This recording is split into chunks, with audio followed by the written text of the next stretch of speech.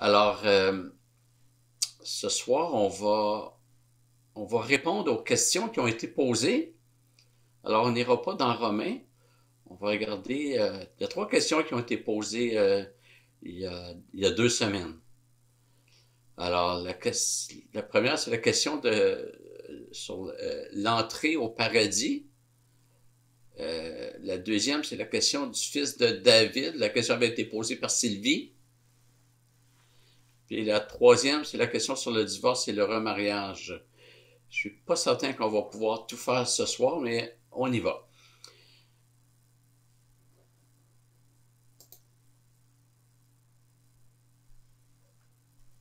Alors, l'entrée au paradis. J'ai mentionné que Jésus est le premier à être entré au paradis et qu'il inaugure la nouvelle création. Et Raphaël a alors posé la question du larron gracié, à qui Jésus a promis d'être au paradis le jour même. Et la question, elle est excellente. En fait, Jésus est le premier à être entré en présence de Dieu en tant que ressuscité avec son corps glorifié. Dans ce sens-là, il est vraiment le premier à faire partie de la nouvelle création, donc dans sa personne.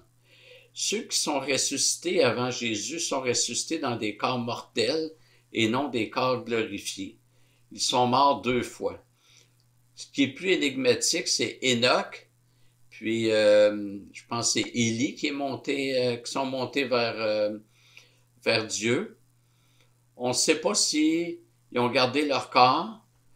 Je ne crois pas qu'on puisse dire qu'ils ont obtenu un corps glorifié à ce moment-là, parce que ça, je pense que c'est vraiment Jésus qui a été le premier. Mais ce qui est clair, c'est qu'ils sont allés quand même avec Dieu. Et les croyants de l'Ancien Testament, quand ils mouraient, se retrouvaient avec Dieu. Alors, on va départager ça à la deuxième question. Mais David savait qu'elle allait célébrer l'Éternel tout le temps. La mort ne mettrait pas un terme à cet état de fait.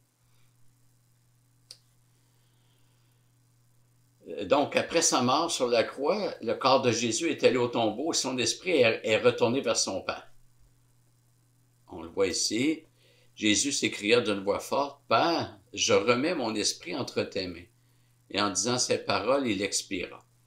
Donc, l'esprit de Jésus est allé vers son Père immédiatement. Le larron, ça a été la même chose.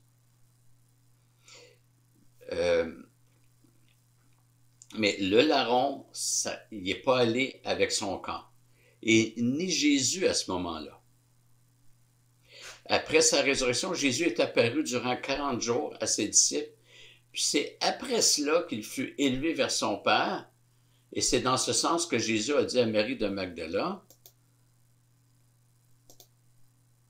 excusez-moi, donc je suis désolé, il manque une diapositive, dans Jean 20, verset 11, « Ne me touche pas, car je ne suis pas encore monté vers mon Père. » Donc, il était allé au paradis, mais il n'était pas allé avec son corps. Maintenant, il dit à Marie de Magdala, « Ne me touche pas, car je ne suis pas encore monté vers mon Père, mais va vers mes frères et dis-leur que je monte vers mon Père. » Ça, c'était pour la première question. La deuxième, c'est la question de Sylvie. Et ça porte sur le texte où, donc 2 Samuel 12, 23, « Maintenant qu'il est mort, pourquoi jeûnerais-je? » C'est David qui parle. « Puis-je le faire revenir? Moi, j'irai vers lui, mais lui ne reviendra pas vers moi. » Il s'agissait du fils nouveau-né suite à l'aventure de David avec Bathsheba. Le Seigneur lui a retiré son fils. C'est-à-dire son fils est mort. Remarquez que David aurait dû subir la peine de mort. On pourrait même dire 2 fois, comme si c'était possible, parce qu'il a commis l'adultère avec Bathsheba et il a tué Uri. Mais c'est plutôt son fils qui est mort. Et il y a peut-être ici la préfiguration ou l'annonce que c'est pas David qui meurt pour ses péchés, c'est le fils de David. Donc, ça pointe vers la mort de Jésus-Christ, qui était le fils de David. Maintenant, quand David dit « J'irai vers lui », est-ce que ça signifie que ce fils est sauvé? Si David est sauvé et qu'il va vers son fils, devrions-nous conclure que son fils est sauvé? J'avais répondu sommairement il y a 2 semaines, mais là, je le fais avec les textes. D'abord, les Juifs appelaient Sheol le lieu où se rendaient tous les morts, heureux ou malheureux, perdus ou sauvés.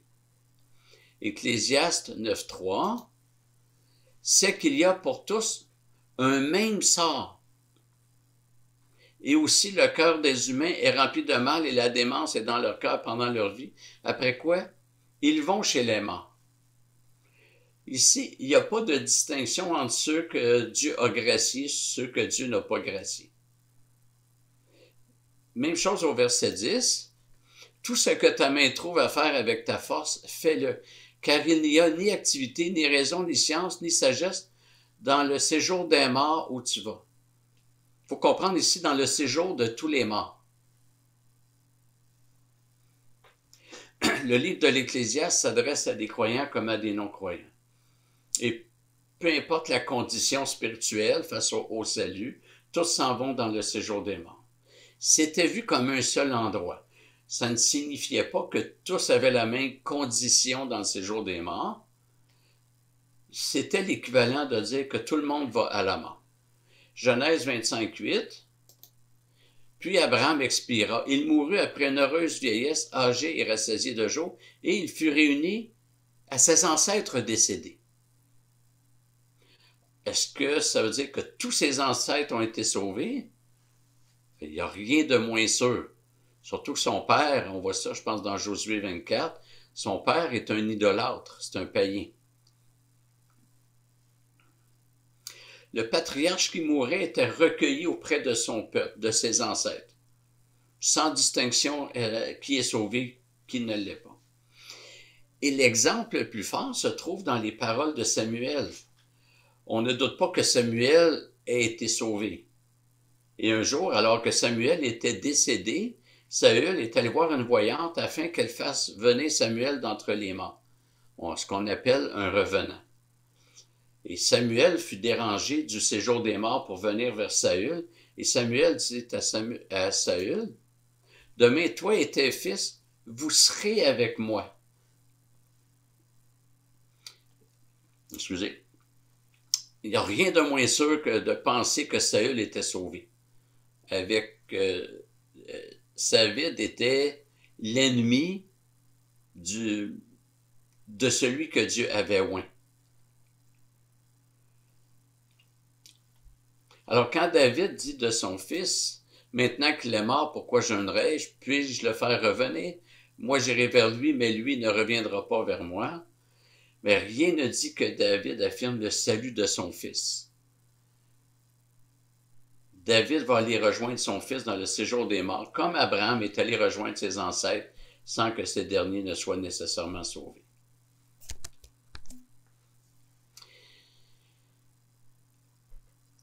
Et ça nous amène à la 3e question sur le divorce et le remariage, qui, elle, risque d'être un petit peu plus longue.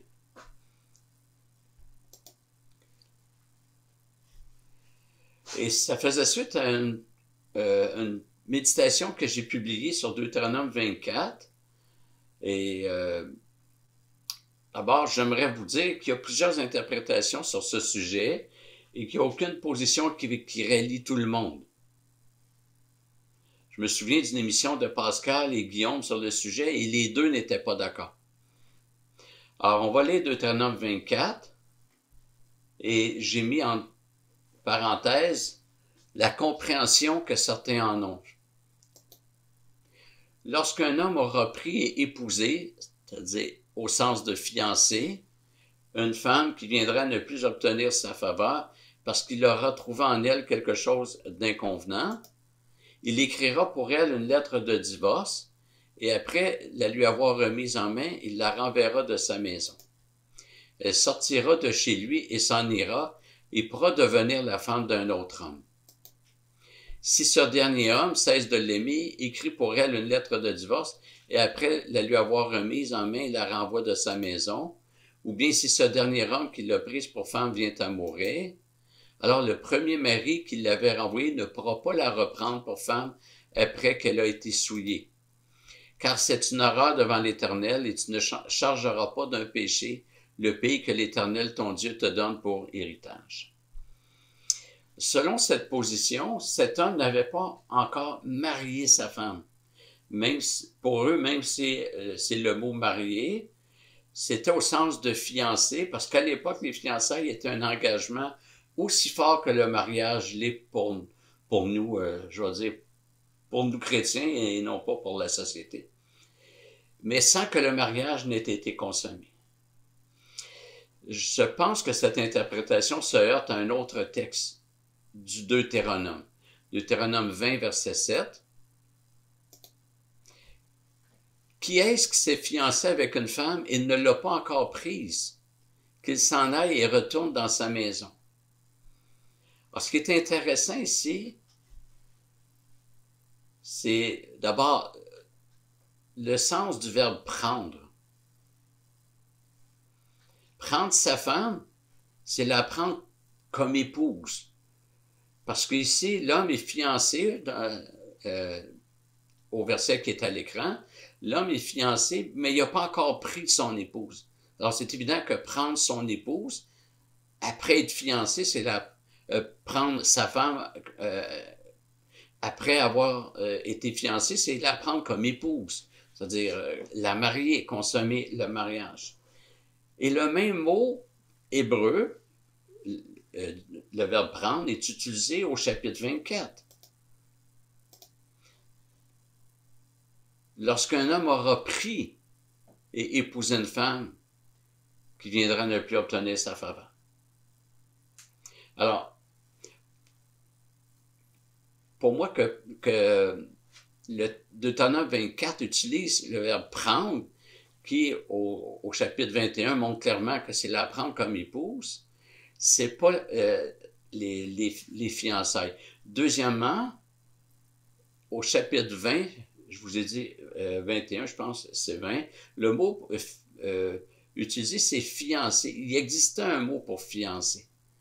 Je vois pas pourquoi que Moïse aurait utilisé le mot fiancé précédemment, qu'au chapitre 24, il utiliserait le mot épouser, mais que ça veut dire fiancé.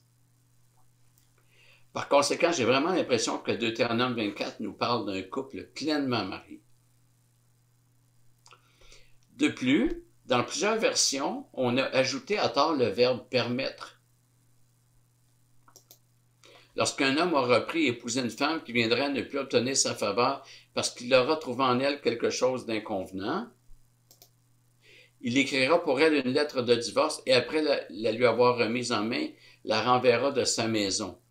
Et plusieurs versions ont « Elle sortira de chez lui, s'en ira et pourra donner la femme d'un autre. » Et plusieurs prennent ça pour dire que dans ce cas-là, le remariage est permis. Sauf que dans le texte original, le verbe « pouvoir » n'est pas là. La Sommeur a écrit « Supposons qu'un homme ait épousé une femme et que plus tard, il cesse de la considérer avec faveur parce qu'il trouve quelque chose d'infâme à lui reprocher. Alors, il rédige une lettre de divorce, il la lui remet et la renvoie de chez lui. Après être parti de chez lui, cette femme se remarie avec un autre homme. Le supposons indique que Moïse expose une situation hypothétique. Il n'en fait pas un commandement ni une permission. Il est en train de dire, admettons qu'une telle situation arrive. Et si jamais un homme agissait ainsi, c'est-à-dire qu'il répudie sa femme en lui remettant une lettre de divorce, et admettons que sa femme, à son tour, se remarie. Celle-ci ne pourra plus revenir vers son premier mari. En fait, il semble que c'était courant chez les Juifs d'agir comme ça. Puis, ce que Moïse interdit dans tous ces versets, c'est que si la femme s'est remariée, ben, elle ne peut pas revenir vers son premier mari.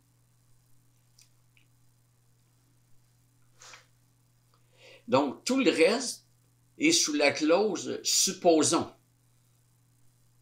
Et sous la clause d'un scénario hypothétique. Il ne dit pas « supposons qu'un homme fasse ci ou ça, alors la femme a le droit de se remarier ». Il dit plutôt « supposons qu'un homme fasse ci ou ça et supposons que la femme se remarie ». Bien, dans ce cas-là, elle ne pourra jamais revenir vers son premier mari. Et ça explique le traitement de ce texte que Jésus fait, et ça nous conduit dans le Nouveau Testament. Le premier texte est tiré du Sermon sur la montagne.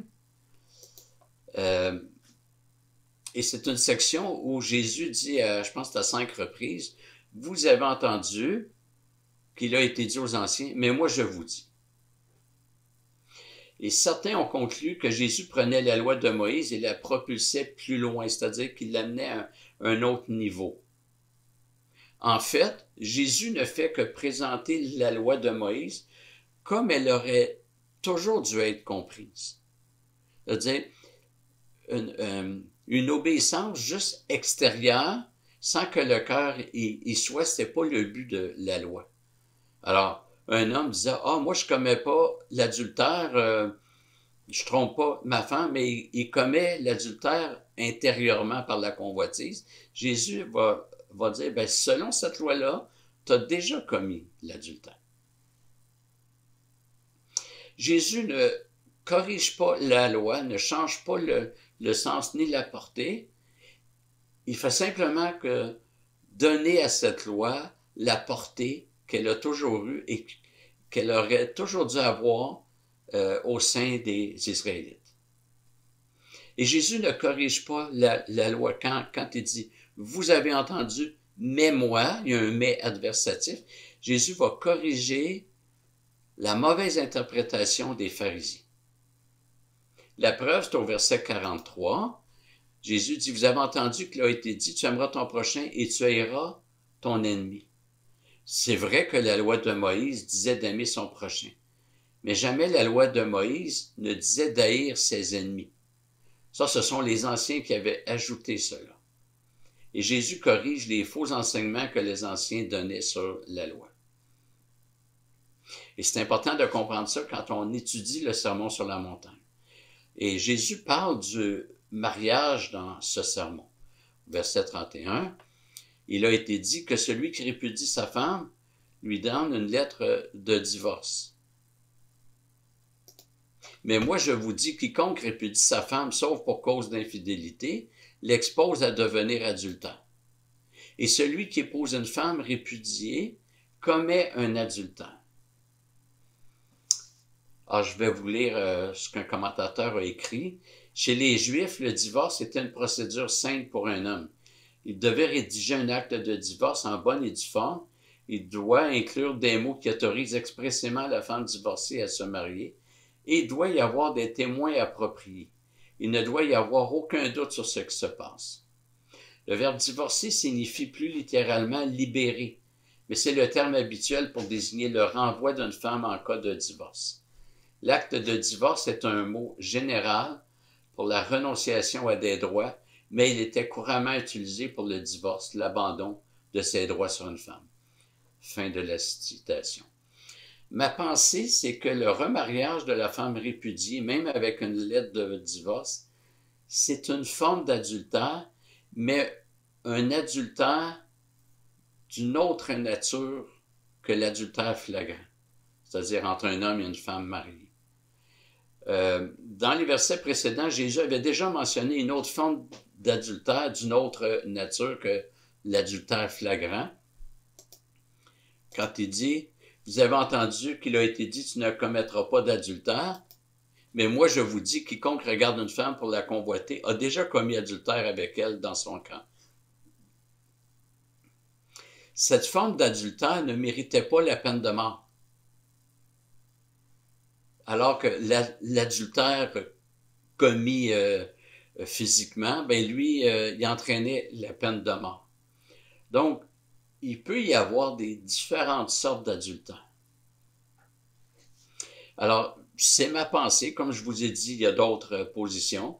Une femme qui se remarie après avoir été répudiée, c'est une forme d'adultère, mais non punie par la loi mosaïque. Dieu a permis des situations, par exemple la polygamie. Un homme marié marie une autre femme alors qu'il est déjà marié. Ça peut s'appeler une forme d'adultère.